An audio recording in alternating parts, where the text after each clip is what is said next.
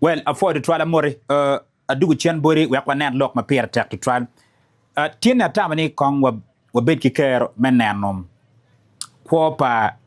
la tina churi a chen my peer attack. Ma utiuti madam. O konya dano I angle ma pat. I kid me gwa bebe padane lock me kuch. Kilweng Maori komada melubu Uganda. Dong kawa nano tieni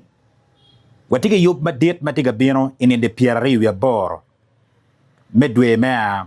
a bor eni mwaka libario ki pieri we a bichel. Ner dwe eroni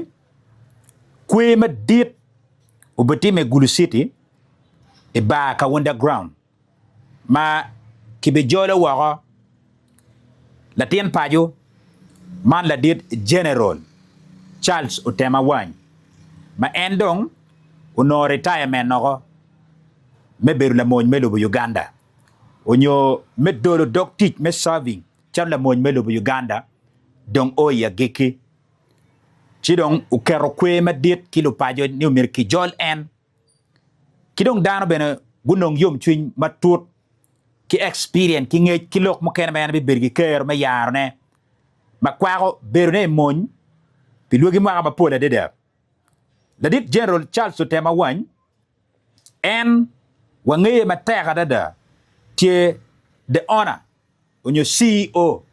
machore in hotel kama chore in hotel serving down mapol events mapol gitimo kuno tiki kitkwe tich mapapat magitimo kuno an down mapol guno tijatima berani woki ite biachara para dit Charles Otema Awany General donc Machalo tamebe television watamni wakil idikong wanyang kong kawatiga lok ni dadit General Charles Otema Awany ubera nga iachuri kinywale makamene kinywale karma meno tiu tiche irom manining.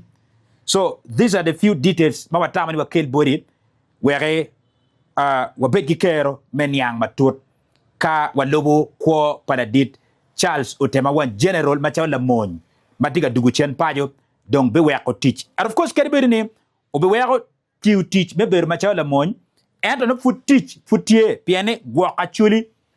foot no tiu don ching and pi experience ki ngej ba pol ma eno tiu keret me konya chuli pi lugi mwaka ma pol deda ma eno tiu ye machaw la moñ General Charles Otema Awany obera nywele melo Uganda en kono utiu idul moñ madit melo Uganda man Uganda Peoples Defence Forces kamenoni en ngene ma tak to twal pitij ba pat ma eno tiyugi ikare mero eno beru latina churi ma kinywalo ki igulu ikare cha donc ikinini ke pogotie inwa district ikabera chel mekolone pora matie inwa district ya churi sub region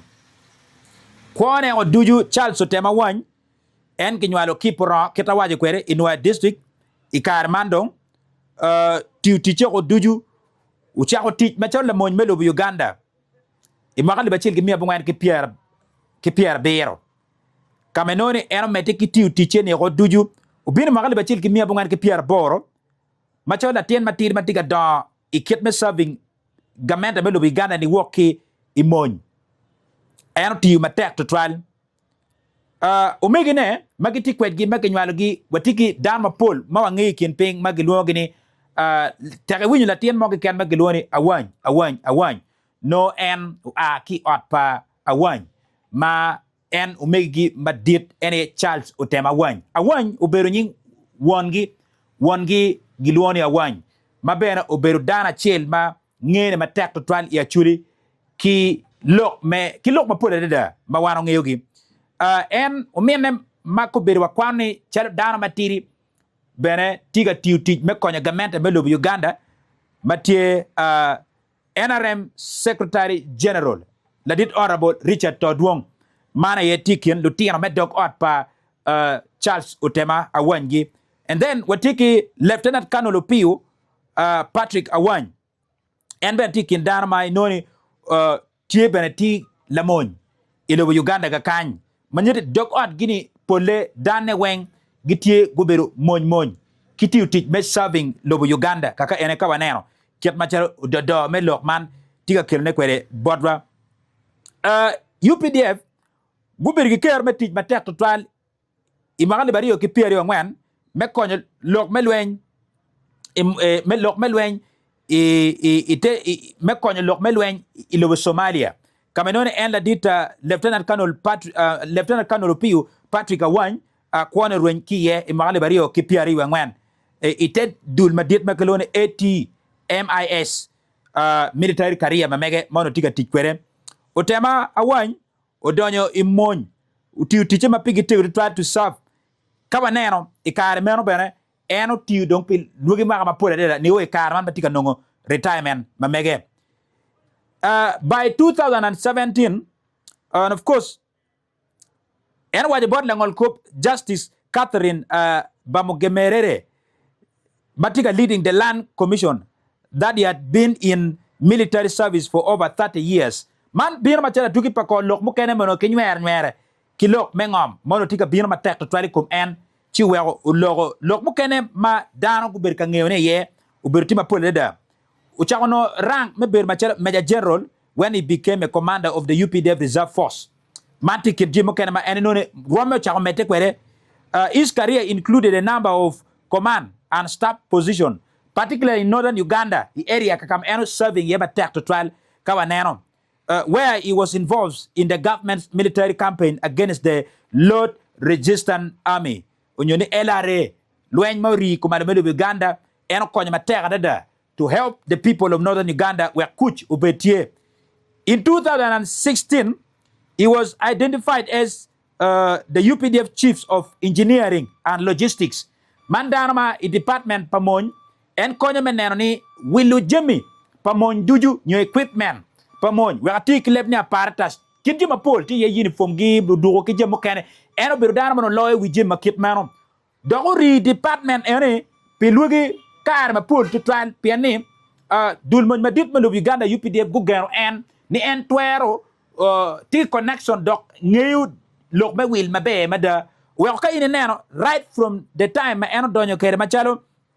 engineering and logistics of course eno no tik dana chiel ma Jeme mogo pamon mako chako bino manyen ilobo Uganda ga kanwa chako neno in ikine uniform pamon manyen style rook mapapat jeme mogo melwen makire nen I think that is the experience mono antiquary to try ilok me will kiji mokene he later became a commander of the UPDF Reserve Force and he was subsequently promoted to Lieutenant General kime romero Lieutenant General ikar makit meron imagali bario ki piari ngwan the UPDF identify him as the general officer commanding the reserve force. Man ben dok nene magali bario ki piari ngwan ki met wa med ko dojo uchiere irwa mokene. The controversies and the public scrutiny because of his senior military role in the northern Uganda. Makwako kitmero ti ukere matek to twali kumalamelo Uganda. Otema Awany has also been associated with the several episodes, the several people, the several diplomatic people around the world or around the countries ma pole butiu ilokme serving lokme mon ma pera tagada. And then one notable cases concern imagali bario kiario waneno cases nyo concern mo ken mo bino I operation mauti meki gulu by then in a Gulu Central prison during which an inmate lema but mo achiel mano ti kuno Peter Oloya alias S Yumbe nyo kilue kinyingne Yumbe was shot dead. Ene bene koko maki kere kom ene magali bario ki ario. Eno denying all the cases mo kene maki kere kom ene wengni eno beru lok moko mapeti ati to twal. Imagali bario ki piari wengwen waneno beno tema publicly denied responsibility for the killing. Ene ye lok maki karo kwere nyim court kun kwere tika maleng. He has also faced public and illegal dispute concerning land and other matters. Of course, lok mengom wa winyong ngur kijima polo bertie kom en ni lok me grabbing lands and other issues bokene regarding the land issues in Commandment of Uganda, mostly part of the area Matie in Noya district. Ento lok eneweng oberu lok mogoma giyara tika maleng la dite shock absorb ane oberu tak to twan mekanyo lok mer ni ho ya gig ko berchani concern ki cases ane duju don gidir giwaga. And of course he appeared before the Land Commission in a connection with the allegation surrounding a large parcels of land in Noya kiat mawaje kwere ngomono kokoti yene tiwe ekas alibabor mauno kiberka kerone kin jim mokene magi wani nantel no tiga dir wa dana o ki ngom mokene wen we portions of land enomati acres aliba bor ne duju udong bot en me konyo eni lok me fu kitij mokene matel biya chara eni ben wen wan benano lok makiet manom Awany from the military General Otema Awany became involved in a commercial agriculture eno dogole fu bena matega de piano mar lok be fu chelo gina chen maramo kelo chende imagali bario kia pa eno involving so much into agriculture as a business. He established a mixed farm in Tangi village, Mathieu Ipora sub-county in Noa district. Kamenone, they have a huge acres of land, and he is also doing a business of agriculture with the different kind of crops, Magi Pierre Kinping, and then farming as a large business. Wale pour ki type winyima pat manotie a farm paladiti ma eno kergi ko berchane. He explained that farming was intended to provide another source of incomes and reduce financial pressure. Of course, fu wangeyo kombede vulu ma poli ko madamelo Uganda gen pemar lok ma fu pienge wayni fu beru gen ma tek ma pegute. Wana lu dir ma don chalo la dit Charles Otema Awany waji ni fu ti yo chien ma kero chien ma bu bi ching down. Dok dano mi gu nene gu kero lok ma fu chalo gen na pire tek. If anyone is not involved in agriculture, we look at the perspective of farming as one of the products. Makobetia kiluchena mapula de kinping. Dok bene ngat ma ukwana mati ngej dok ma nyang mabe ni fu ayege na pira tek ngat ene gange beruki chama ponda. That's why Kenyan gang paladit Charles Otema Awany gayini o gange pijo manugo gange they can witness nike o gange ini chama wichungo do chama type chama ke ken one of the thing mamaro ikom la dit manen for so many occasions of course ka wa beruki kerame beri events nyo yup mo ken mano NTA la dit beru darma gwo ko me mabe madaba tiki dul ko mape gute dok bene gen ma wanyang ni en mar chama churidong mapetwere chama deka gura ke ken dek muguma ke gura lok man ni deka chile ki ngani kido maintaining ni chama churi chama tigi yorkom kwon kal eni ye kwon paladiti matuki chama ne ko mabere da and then of course darma la iye yombena darma kati iti ngere ini gak mer kanyer ke ken bokulok paladiti bokulok ma beju look ma yumu idano ke ken look pe joma go witnessing me beringat la diti they can confirm ni la diti ke tingere ini gak mer kanyer pen meru dano ma kare duju ubet ki yum chin pi kare wenka initi ingat en la diti then whenever the presidential CEO forum lists him as the CEO of a local winyo mixed farm ke kero en new bit la dit mako do dul man makanona local winyo mixed farm reflecting his involvement in agriculture. Bien genani, kit madong eno donya lok me fu. Chero gena pira teke, kongi weko do dul man me loki winyo mixed farming. Ma ko birchane kit me tit kingej ma mege no dama mar fu because wano ngeni ma chala chure gingeni lok me fu ma teka rada. Donc someone ma mar lok me fu dama kit eno can maintain or can take control in lok me fu. If I'm moke can no taking it piene bingeni, that's where life come from. Ngat ma pemar fu no ngeni kwone no peti mabe to twan. Imagine bari okipia riwa ngwan wanera bena Otema Awany public began preparing for a political career. Report said he was consulting resident in Badegele UPDF division in Gulu City with an ambition to contest for parliament. He represented his political agenda largely around unity and reducing poverty in Acholi sub-region. Kawangeyo toward bini karme ye, of course, magali bari oki piari wengwen. Dama pule deda, guna na didu berka working ping katimo consultation group ma pat. Mau berka miu chente to support group ma chup group ma pat bulu kia ngagi. And of course, dano berka wala ditu bibina retela. And dano go beruki mama tutu twale kumeani. Kabi bino lok me politik. Obi konya mateka deda, Acholi sub-region. Ento eoni, Power confirming because power ngeping amoti me we are pedong bergiker medonyo into politics, but notiki lek notiki nano ni merebedi ikin joma bedonyo lok me politics. This marked an important transition from a long military career toward active political participation family. Pia dogangi duju wana lok me politics. Giduong matek madaba wana dogangi watiki ladit Richard Todwong General and Ben is a politician wanero la megiga chel ladit lanyero la rem ben ko beru dogo la même parliament pimon pamon menwa district wanero benen ladit mapol gitie magu beru into politics. So gangi, it's like a blood of military and politics.